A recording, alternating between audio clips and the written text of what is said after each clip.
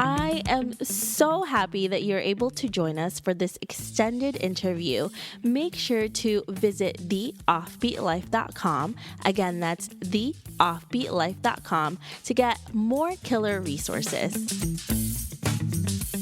Hey everyone, thank you so much for joining us for this extended interview with Justa, where she's going to let us know how to create an effective and fun weekly schedule as an entrepreneur. Hey Justa. Hey. So the first question that I have is, how do you start planning for your week to make it really effective? I had a challenge before. I was just as kind of like a new entrepreneur coming from my 9 to 5. I'm used to that schedule. When it came to actually being an entrepreneur full time, trying to figure out my schedule was a challenge. It probably took me maybe like a year to kind of like, hey, I need to actually sit down and plan and then figure out what makes me happy or what makes me really stay creative. So when I am planning out my schedule, I usually look at my whys. Why am I doing certain things? And then I'll break it down into like on a daily basis. For example, my schedule, starting out with like Monday. I know Monday has always been chaotic for me. I work from a co-working space, but trying to go to a co-working space on Monday, the traffic, everybody's like all chaos. It's just a mess.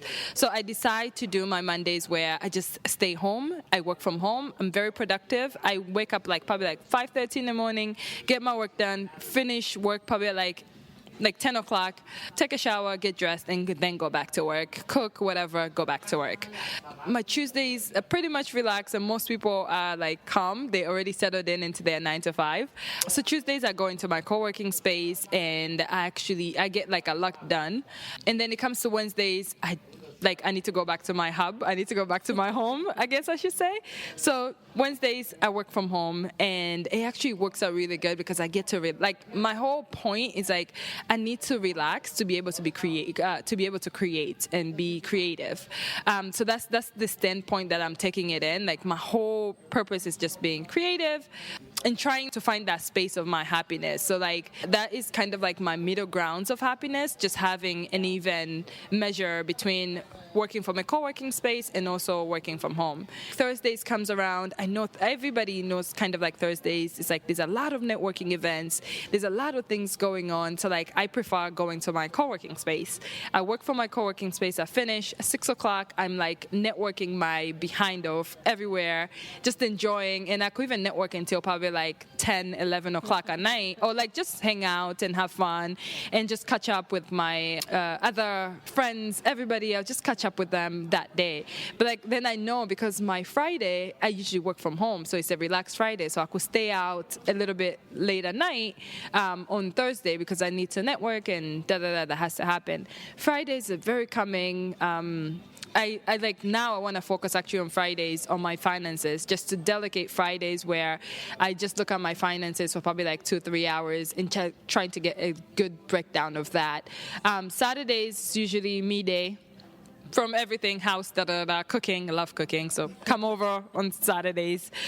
Sundays, spiritual day.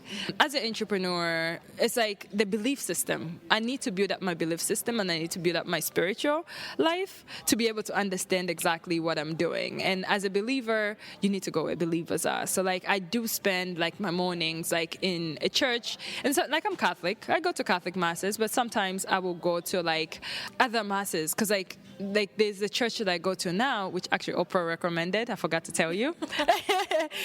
No, I was actually seeking for a church, and I couldn't. Like I was like, please God, help me find like a really good church. And then I was watching YouTube. Oprah came on and it's interviewing this guy, and come to find out it's one of the biggest churches in New York. Oh, really? Wow.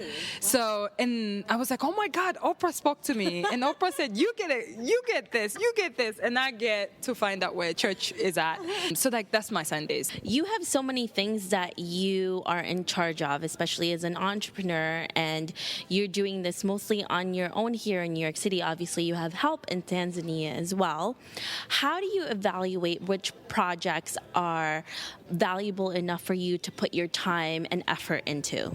for me, this is like one of my first projects, so I'm very clingy, and I feel like I want to control everything about it. But now I'm learning that I actually need to focus on what I'm really good at and just actually perform really good. Which for me, I'm like, when it comes to curating itineraries, I love curating itineraries, and that's what I'm good at. And just talking to clients and finding out what is their needs and just curating. But when it comes to marketing and all these other things, it's just too much for me. And I noticed that now. And this is actually the time, like, I actually went out, like, one of my friends through a co-working space. I reached out to him, like, listen, I need help with this. Can you be able to help? And then she gave me her input. And then went back to evaluate it. Can I be able to do this particular thing? How could we put it into action? Like, what's the realistic numbers that I could get to be for me to release me of that hard work, but yet give it to somebody else who loves to do whatever they do, so we could both continue loving whatever that we're doing. So like now I'm finding out some things I have to let go, give it to like the best person who actually has good intention for us to be able to kind of like provide those services for us. That is such an important lesson to figure out when you're an entrepreneur, because in the beginning, you have to do everything yourself, and then you quickly learn what you're good at and what you really should pay someone to do. So there's certain things that it's worth paying for, and you should definitely do it, or else you're just going to be wasting a lot of your time doing something that you absolutely hate or dislike to do. When you finally are productive and you're doing all of these things, you have all of your projects, how do you evaluate if they are effective or not for your business? If the money sticks.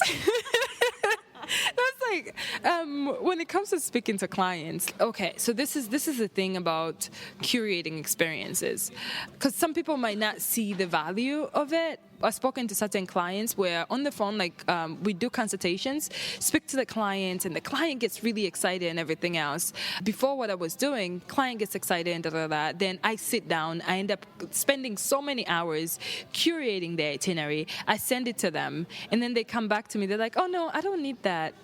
Or they're like, oh no, don't worry about it. I already booked with somebody else.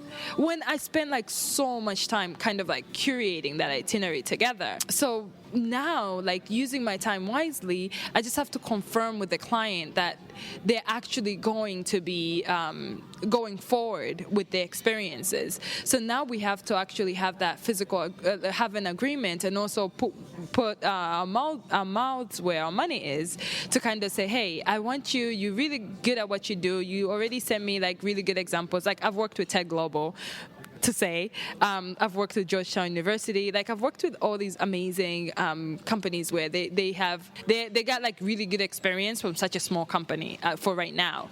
So like we have a good repertoire to say that. So now what we're doing is we want to people who are interested in coming, we want them to also invest a little bit. So that's what I learned about my time management. It's like I need to put more time where I know somebody else is also investing at the same time.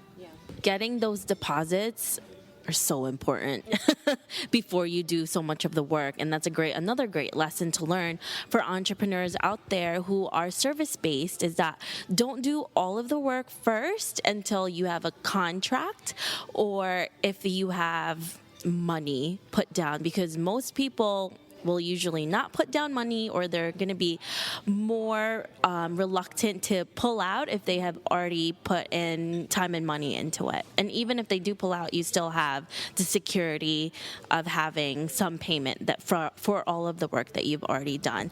Thank you for that, Justa, and for being here today. I really appreciate all of the knowledge that you gave us.